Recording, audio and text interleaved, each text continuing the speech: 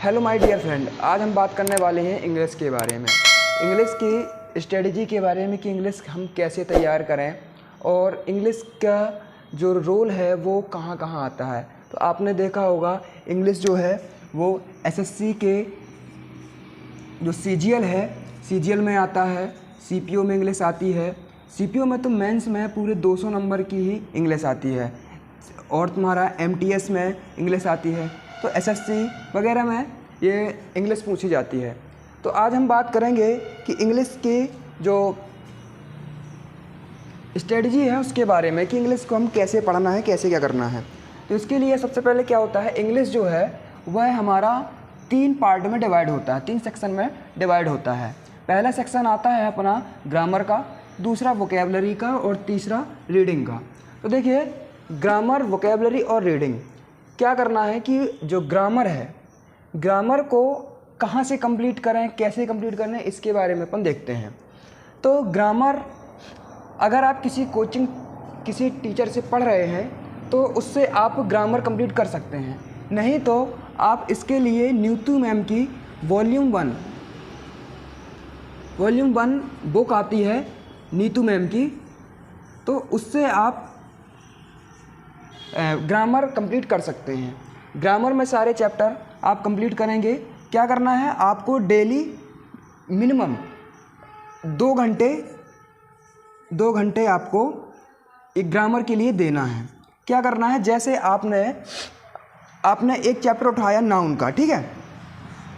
देखिए नाउन, तो नाउन में क्या करना है, आपको इसको डेली देखो 2 घंटे पढ़ना है डेली, है ना। 2 घंटे डेली पढ़ना है, तो इसको 2 दिन में आपको कंप्लीट करना है, यानी कि मंडे एंड ट्यूसडे, ठीक है। मंडे और ट्यूसडे को इसको आपको कंप्लीट करना है और तीसरे दिन, first day, second day and third day में आपने जो नाउन का पूरा पढ़ा उसका क्या करना है, रिवीजन करना है ना, रिवीजन करना है। तो इस प्रकार से आपका नाउन हो जाएगा, यानी कि 3 दिन में, हफ्ते के 3 दिन में आपका एक चैप्टर कंप्लीट। फिर ऐसे ही आपको नेक्स्ट डे, जैसे नाउन के बाद आप पढ़ रहे हैं सपोज दैट प्रोनाउन, तो प्रोनाउन को आपको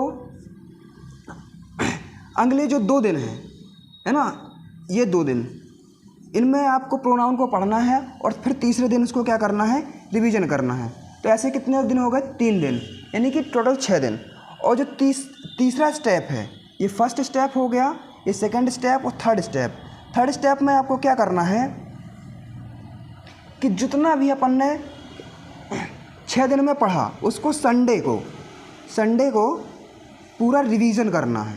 क्या करना है, रिवीजन करना है। ये प्रोसेस आपको पूरे करते चलना है और इसके साथ साथ आपको लगभग 3 महीने तक ये अपन को अपना के चलना है और डेली इसका रिवीजन करते चलना है। यानी कि 2 दिन नाउन पढ़ा, फिर तीसरे दिन रिवीजन, 2 दिन प्रोनाउन पढ़ा, फिर रिवीजन, और फिर जितना पढ़ा वो संडे को पूरा रिवीजन। फिर क्या करना है, फिर जैसे 15 दिन हो जाते, 2 हफ्ते हो गए, तो 2 हफ्ते यानी कि 14 दिन हो गए।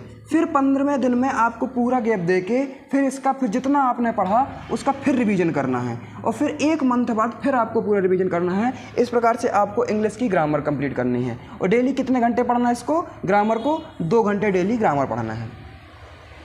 अब हम बात करते हैं वोकेबलरी के लिए। तो वोकेबलरी को भी आपको लगभग 2 घंटे इसके लिए देना है। कितने, 2 घंटे। इन्हें क्या है, स्टार्टिंग में जो हिंदी मीडियम वाले लड़के होते हैं उनके लिए काफ़ी मेहनत लगती है इंग्लिश के लिए। तो 2 घंटे आपको इंग्लिश में देना है। अब क्या करना है, इसमें वोकेबलरी में लगभग 3 चीज़ें होती हैं। एक होता है सेनो, एंटो और ईडियम फ्रेसेस,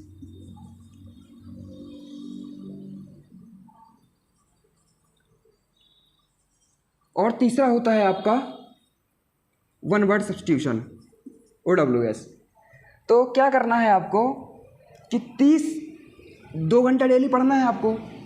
30 जो है वो 30 सेनो एंटो पढ़ना है, 30 ईडियम फ्रेसेस पढ़ना है और 30 1 वर्ड सब्स्टिट्यूशन पढ़ना है ना। अगर 30 शुरू में नहीं कर सकते तो आप 20 का कर सकते हैं, 20 कर लो। स्टार्टिंग में आप 20 इसके डेली आपको याद करना है। तो आपको जो यहाँ मेथड अपन ने अपनाई थी वही इसमें भी करना है। तो देखो टोटल आपका ये कितना हो गया 60, है ना।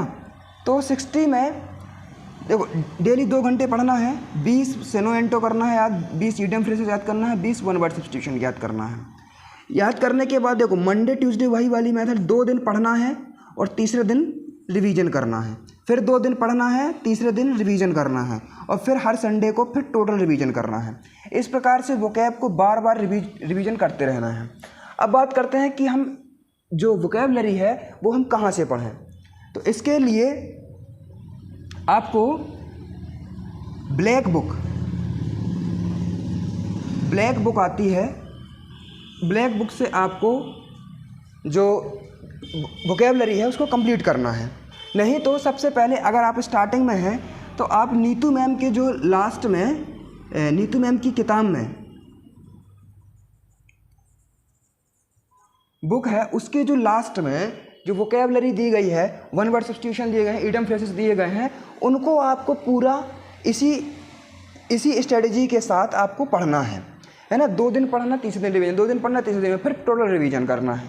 तो इस प्रकार से नीतू मैम कम से कम नीतू मैम की पूरी बुक जो है रट जानी चाहिए, एक पूरी उसकी वोकैब पूरी बन जानी चाहिए जो बिगिनर लड़के हैं। फिर उसके बाद से तो और फिर आप ब्लैक बुक को आप टच कर सकते हैं, तो ब्लैक बुक को आप पढ़ें, है ना। तो इस प्रकार से आपको जो वोकैबलरी वाला सेक्शन है उसको इस प्रकार से कंप्लीट करना है।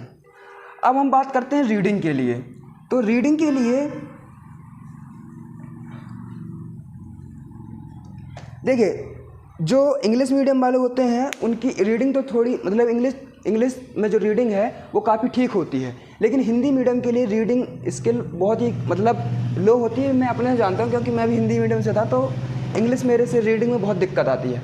तो रीडिंग के लिए आपको क्या करना है, आप डायरेक्ट न्यूज़पेपर से स्टार्ट अगर नहीं करना चाहते, और देखिए इसमें आपको रीडिंग में डेली 1 घंटे देना है ना। डेली आपको 1 घंटे रीडिंग करना है।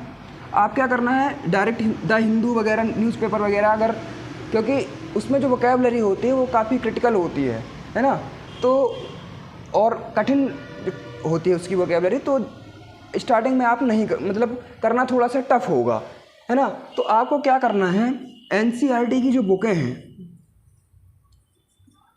इंग्लिश वाली बुक जो होती हैं, इंग्लिश बुक कोई भी 6th 7th है ना, 8th 9th, इनकी आपकी बुक को किसी भी सब्जेक्ट की बुक ले सकते हैं, हिस्ट्री पॉलिटी की, या फिर कोई भी स्टोरी वाली बुक, या फिर नोवेल वगैरह आपको पढ़ना है तो आप इससे आप पढ़ सकते हैं। तो धीरे धीरे करके रीडिंग करें, और रीडिंग में क्या करना है, आपको पहले पढ़ना है ना, रीडिंग करना है, और जो वर्ड आपको टफ लगे उसका मीनिंग जो है पेंसिल से गूगल में सर्च करके वही लिख लेना है, या फिर अलग से आप एक कॉपी बना लीजिए और उसमें लिखते जाइए और फिर उनका रिवीजन करते जाइए। और धीरे धीरे आप ग्रामर, और क्या है देखो जैसे आपको बुक पढ़ना है, ठीक है, तो पहले तो आप स्टार्टिंग करेंगे और फिर उसका मतलब मीनिंग्स निकालना स्टार्ट करेंगे। अगर मीनिंग आप धीरे धीरे निकालने लगेंगे, और मीनिंग निकालने के बाद फिर उसको क्या करना है, आपको गूगल ट्रांसलेटर से आपको देखना है कि हम जो इसका ट्रांसलेशन निकाल रहे हैं वो क्या सही निकल रहा है। उसमें देखो रीडिंग में क्या होता है, आपका वोकैबलरी का पोर्शन और ग्रामर का पोर्शन दोनों मिक्स हो जाता है। तो रीडिंग के लिए वोकैबलरी और ग्रामर, तो इससे दोनों चीज़ें कंप्लीट होती हैं। देखो ग्रामर का जो पोर्शन है वो लगभग 20% होता है, और वोकैबलरी और रीडिंग सेक्शन ये इंग्लिश के 80% काम आते हैं। MTS में देखेंगे आप, MTS में टोटल वोकैबलरी और रीडिंग सेक्शन से ही पूरा आता है। ग्रामर एक भी क्वेश्चन ग्रामर की नहीं पूछा इस बार जो MTS में आ रहा है। तो इस प्रकार से आपको वोकैबलरी और रीडिंग सेक्शन में ध्यान देना है ज़्यादा करके, और ये इस प्रकार से जो मैंने यहाँ बताया है इस प्रकार से इसको आपको पढ़ते जाना है। यानी कि टोटल आपको जो टाइमिंग देनी है इंग्लिश के लिए, इंग्लिश की जो टोटल टाइमिंग है वो आपको लगभग 5 घंटे, है ना, 5 घंटे आपको करना है। जो बिल्कुल बिगिनर लड़के हैं जिनसे मतलब इंग्लिश समझ में ही नहीं आता, उनके लिए ये है, और जिससे आती है थोड़ी बहुत तो वो इसका कम कर सकते हैं, क्योंकि अदर सब्जेक्ट भी देखने होते हैं। तो आपको डेली इतना करना है, और ये कंटिन्यू कम से कम 90 डेज़ तक इसको आपको कंटिन्यू बना के रखना है। आप अगर 90 डेज़ तक इसको कंप्लीट कर लेते हैं तो ऐसा नहीं है कि आप इंग्लिश आएगी नहीं, इंग्लिश धीरे धीरे आपकी ग्रोथ होने लगेगी, और इंग्लिश में आपका एक अच्छा स्कोर धीरे धीरे करने लगेंगे, है ना। तो इस प्रकार से पूरा पोर्शन था। आपको ग्रामर, वोकेबलरी और रीडिंग सेक्शन पे ध्यान देना है। ज़्यादा करके ये 80% वोकेबलरी और रीडिंग आता है। तो इस प्रकार से आपको इंग्लिश की तैयारी करनी है, और जल्दी ही हम अपने चैनल पे इंग्लिश ग्रामर को पढ़ाने के लिए और वोकेबलरी पढ़ाने के लिए जल्दी ही एक सेशन ला रहे हैं। उस सेशन को आप ज़रूर देखिएगा, और कुछ ही दिनों के बाद वो चालू होगा। तो अगर वीडियो अच्छा लगा हो तो प्लीज़ लाइक कर दें और शेयर करें, और अपने दोस्तों को ज़रूर शेयर करें, उनको बताएं कि किस प्रकार से इंग्लिश की तैयारी करनी है। और जल्दी ही हम लोग इंग्लिश ग्रामर और वोकेबलरी के लिए क्लासेस भी लगा रहे हैं यूट्यूब पे, आपके YouTube channel ACS teaching centre Satna में।